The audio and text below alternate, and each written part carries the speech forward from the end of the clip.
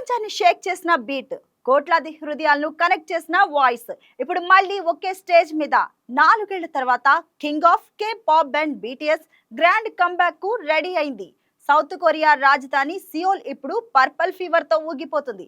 లక్షలాది మంది అభిమానులు, కోట్లాది online viewers, high security, global live streaming అన్ని కలిపి ఇది కేవలం ఒక కాన్సెప్ట్ కాదు, ఇది గ్లోబల్ ఈవెంట్. మరి ఈ మెగా షో వెనుక అసలు కథ ఏంటి? సక్సెస్ స్టోరీనా లేక కాంట్రవర్సీనా? ఇప్పుడు చూద్దాం.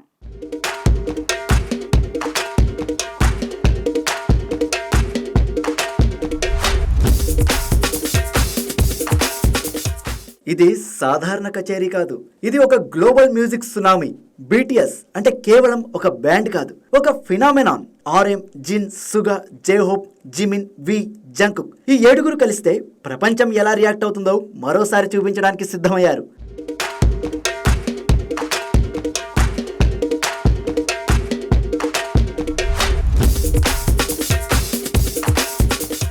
రెండు 2022 తర్వాత తొలిసారి మిలిటరీ సర్వీస్ పూర్తయ్యాక ఫుల్ గ్రూప్ గా స్టేజ్ పైకి వస్తున్న ఈ క్షణం అభిమానులకి ఎమోషనల్ మూమెంట్. ఈ రీయూనియన్ కోసం ప్రపంచవ్యాప్తంగా ఉన్న బీటీఎస్ ఆర్మీ ఏళ్లుగా వెయిట్ చేసింది. ఇప్పుడు ఆ వేచి చూసిన క్షణం వచ్చేసింది.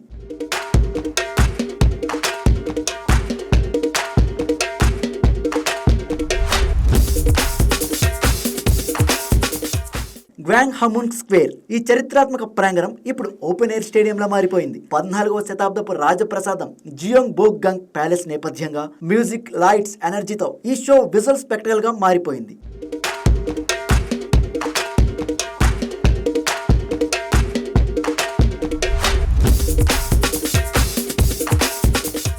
దీనికి 2,50,000 మంది వరకు ప్రత్యక్షంగా హాజరయ్యారు. కానీ అసలు ట్విస్ట్ ఏమిటంటే ప్రధాన ప్రాంగణంలోకి కేవలం 22,000 మందికే ఎంట్రీ సాధ్యమైంది. మిగతా వాళ్ళు భారీ LED స్క్రీన్స్ ద్వారా షో చూశారు.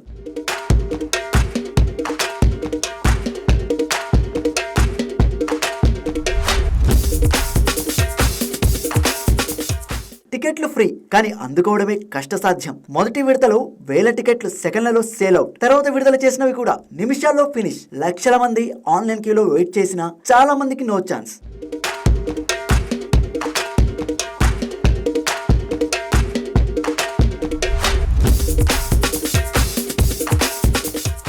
అభిమానుల ప్యాషన్ ఇంతగా పెరిగిందంటే కారణం కూడా ఉంది.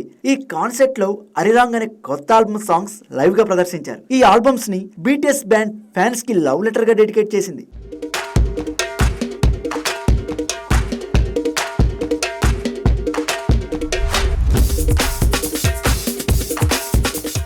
ఇంకా పెద్ద హైలైట్, ఈ event global live streaming. Netflix ఈ కాన్సెప్ట్ కు ఎక్స్క్లూజివ్ స్ట్రీమింగ్ పార్ట్నర్. ఇండియాలో సాయంత్రం 4:30 గంటల నుంచి ఈ మెగా ఈవెంట్ ను లైవ్ ఇచ్చారు. కోట్లాది వ్యూవర్స్ ఒకేసారి కనెక్ట్ అయ్యారు.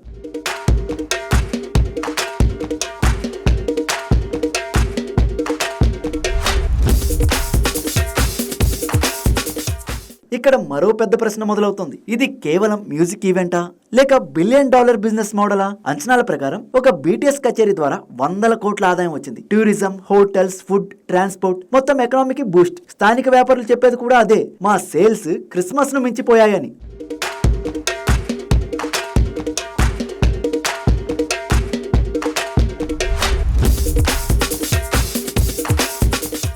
కానీ ప్రతి కథకి మరో పారవశ్యం కూడా ఉంటుంది కదా. ఈ ఈవెంట్ కోసం సెక్యూరిటీ మామూలుగా లేదు. సుమారు 7,000 మంది పోలీసులు, స్వాట్ టీమ్స్, డ్రోన్ జామర్స్, 31 చెక్ పాయింట్లు, మెటల్ డిటెక్టర్లు, మొత్తం ఏరియాపై హై సెక్యూరిటీ జోన్.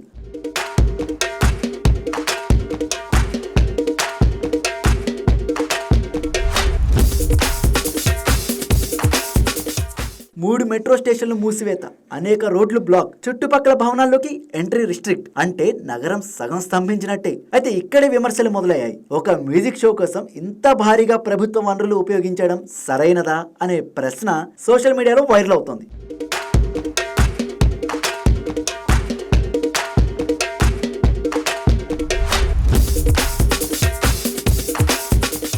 కొంతమంది అంటున్నారు ఇది దేశ ప్రతిష్ట, కల్చరల్ పవర్ షో అని. మరికొందరు అంటున్నారు ఇది ప్రజలకు ఇబ్బంది, రిసోర్స్ వేస్ట్ అని. ఇంకో వివాదం, నెట్ఫ్లిక్స్ కి ఎక్స్క్లూజివ్ రైట్స్ ఎందుకని. ప్రభుత్వ వనరులు ఉపయోగించి జరిగే ఈ ఈవెంట్ ఒకే ఓటీటీకి ఎందుకు అనే ప్రశ్న కూడా రాజకీయంగా హీట్ పెంచుతోంది.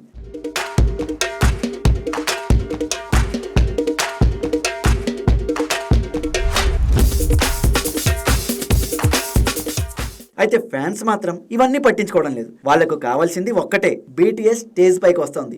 రష్యా నుంచి వచ్చిన అమీ, జర్మనీ నుంచి వచ్చిన మార్గరిటా, ఇక కొరియా లోకల్ ఫ్యాన్స్ అందరూ ఒకే మాట చెప్తున్నారు, ఈ క్షణం కోసం ఏళ్లుగా వెయిట్ చేశాం. ఇది కేవలం మ్యూజిక్ కాదు, ఇది ఒక కల్చరల్ రివల్యూషన్. K-pop ప్రపంచాన్ని ఎలా ఆక్రమించిందో, BTS ఎలా గ్లోబల్ బ్రాండ్ గా మారిందో ఈ ఈవెంట్ మరోసారి ప్రూవ్ చేసింది.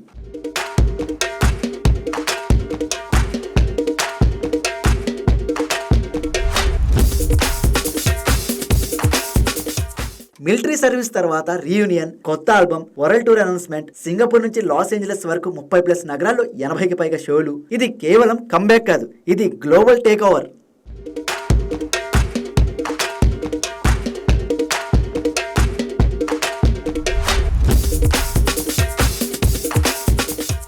ఒక బ్యాండ్, ఒక స్టేజ్, ఒక నగరం, కానీ ప్రభావం మాత్రం ప్రపంచవ్యాప్తంగా. BTS కేవలం పాటలు పాడదు, దేశ ప్రతిష్టను పెంచుతుంది, ఎకానమీని బూస్ట్ చేస్తుంది, కల్చర్ని గ్లోబల్ గా తీసుకెళ్తుంది. అయితే ఇంత భారీ ఈవెంట్ కోసం నగరాన్ని స్తంభింపజేయడం సరైనదా, లేక ఇదే ఫ్యూచర్ గ్లోబల్ ఎంటర్టైన్మెంట్ మోడలా? ఏదైనా సరే ఇప్పుడు ప్రపంచం మొత్తం ఒకే దిశలో చూస్తుంది BTS వైపు. Please subscribe to YK TV Network. Please subscribe to YK TV. Please watch YK News.